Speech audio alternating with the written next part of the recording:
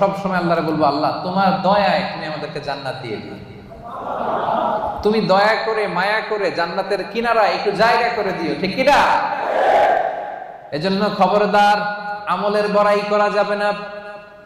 আল্লাহ তাআলা বলেছেন যে তোমরা তোমাদের জীবন তোমাদের সম্পদ আমারে দিয়ে দিবা, আমি আল্লাহ তোমাদের জান্নাত দিয়ে দিব।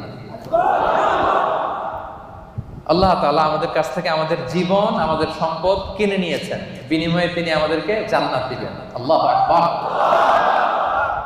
এখন যদি বুঝে থাকেন তাহলে উত্তর দেন। এই যে আল্লাহ আমাদের জীবন কিনতে চায়, আমাদের জীবনের মালিক কে? আল্লাহ যে আমাদের সম্পদ কিনতে চায়, আমাদের সম্পদের মালিক জীবনের মালিকও সম্পদের মালিকও আবার এই দুইটা কিনতে চায়ও সুবহানাল্লাহ বলবেন না? দেখেন, উনার দেওয়া জিনিস উনি কিনে নিয়ে আমাদেরকে পুরস্কার দিতে চায়। সুবহানাল্লাহ।